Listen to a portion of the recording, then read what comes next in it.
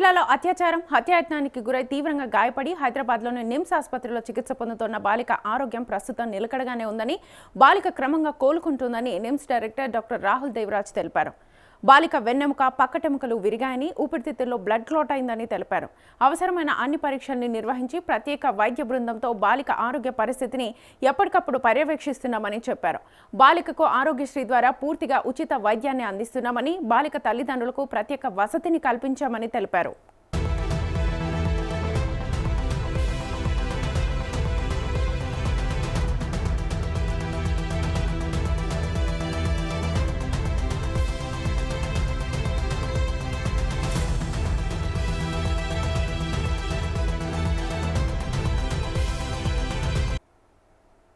Right, బాలిక ఆరోగ్య పరిస్థితికి సంబంధించి ఫుల్ డీటెయిల్స్ మా ప్రతినిధి ప్రభాకర్ అడిగి తెలుసుకుందాం. ప్రభాకర్.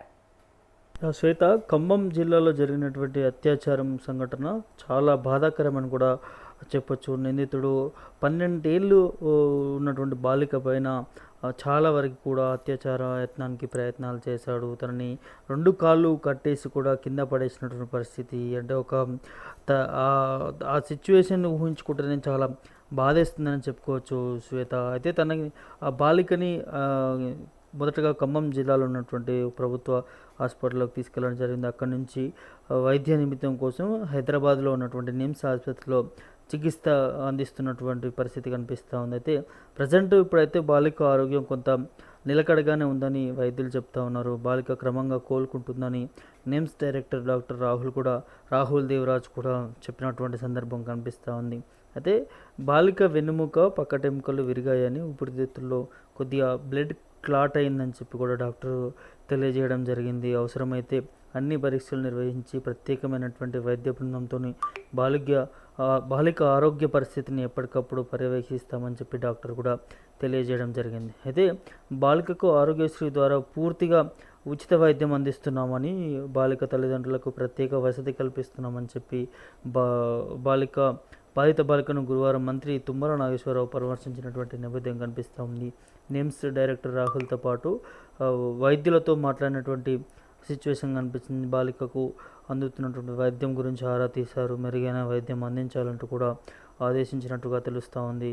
అయితే బాలిక తల్లిదండ్రులతో మాట్లాడి అధైర్యపడవద్దంటూ ఇటు మంత్రి మాట్లాడినట్టుగా తెలుస్తుంది. అండగా ఉంటామని, ప్రభుత్వం తరపు నుంచి అందాల్సినటువంటి అన్ని రకాల సహాయ సహకారాలు కూడా అందిస్తామంటూ కూడా వారికి ధైర్యం చెప్పినటువంటి నేపథ్యం కనిపిస్తుంది. అయితే బాలికతో పాటు బాలిక తల్లిదండ్రులను జాగ్రత్తగా చూసుకోవాలని ఐఎస్డిఎఫ్ అధికారులను కూడా ఆదేశించినటువంటి నేపథ్యం కనిపిస్తోంది. బాలిక పట్ల అతి కిరాతకంగా ప్రవర్తించినటువంటి నిందితుడిపై చట్ట ప్రకారం కఠిన చర్యలు తీసుకుంటామని కూడా మంత్రి చెప్పినట్టుగా తెలుస్తూ ఉంది. దాంతోపాటు నిందితుడు మహమ్మద్ పాషాను కఠినంగా శిక్షించాలంటూ కూడా సిపిఐ రాష్ట్ర కార్యదర్శి జాన్ వెస్లీ కూడా డిమాండ్ చేసినటువంటి నేపథ్యం కనిపిస్తూ ఉంది. ఈ ఘటనను సిపిఐ తీవ్రంగా ఖండిస్తుందని గురువారం ఒక ప్రకటనలో కూడా పేర్కొన్నటువంటి నేపథ్యం కనిపిస్తూ ఉంది. దాంతోపాటు బాలికను, ఆమె కుటుంబ సభ్యులను రాష్ట్ర బాలల హక్కుల కమిషన్ సభ్యులు వందన గౌడ్, అదేవిధంగా బండి అపర్ణ,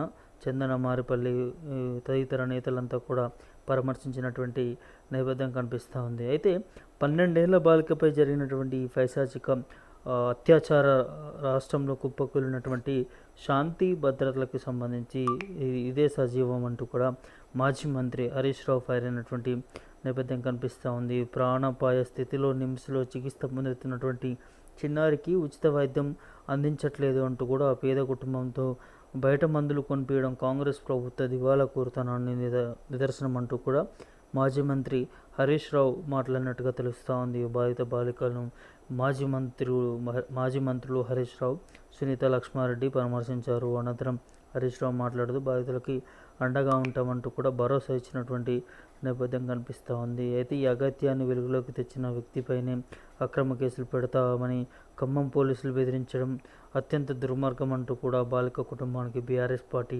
అండగా ఉంటుందంటూ కూడా బీఆర్ఎస్ పార్టీ నుంచి హరీష్ రావు కూడా భరోసా ఇచ్చినటువంటి నేపథ్యం కనిపిస్తుంది. ఇట్లా వివిధ పార్టీలు కూడా ఈ అంశానికి సంబంధించి కూడా స్పందిస్తూ ఉన్నారు.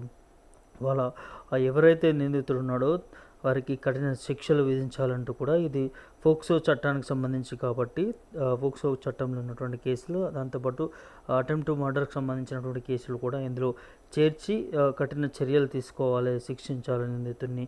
ఇంకోసారి ఇట్లాంటి సంఘటనలు జరగకుండా చట్టాలను కూడా చాలా కఠినంగా వేస్తేనే బాగుంటుందనే దాని మీద కూడా మిగతా పార్టీలు కూడా ఖండిస్తున్నటువంటి పరిస్థితి కనిపిస్తూ ఉంది. దాంతోపాటు తరచుగా బాలికలకు సంబంధించి కూడా రెగ్యులర్గా చూస్తున్నాం మనం కేసులు, అత్యాచారాలు కావచ్చు, వారిపైన దాడులు కావచ్చు, అన్నీ కూడా రోజుకు పెరిగిపోతున్నటువంటి నేపథ్యంలో దీనిపైన ప్రభుత్వం ఒక ప్రత్యేకమైనటువంటి ఇంకా కఠిన శిక్షణలు తీసుకొచ్చి, చట్టాలు తీసుకొచ్చి బాలికలకు, మైనర్ బాలికలకు సంబంధించి వారి పరిరక్షణ కోసం ప్రభుత్వాలు కూడా ప్రత్యేకమైనటువంటి చర్యలు తీసుకోవాలన్నట్టుగా ఇటు నెటిజన్లు కూడా ట్విట్టర్లు వేదికగా ట్వీట్లు పెడుతున్నటువంటి సందర్భాలు కనిపిస్తూ ఉన్నాయి. శ్వేత, ఓవరాల్గా చిన్నారి కొద్దిగా కోలుకుంటుందని తెలుస్తూ ఉన్నది. సో ఇప్పుడైతే తను ఆ నిందితుడు పోలీసుల పరిధిలో ఉన్నారని తెలుస్తూ ఉంది. కానీ ఇప్పటివరకు తనని ఇటు మెజిస్ట్రేట్ ముందు కూడా హాజరుపరచలేదు. తను ఇంట్రాగేట్ చేస్తూ ఉన్నట్టుగా తెలుస్తూ ఉంది.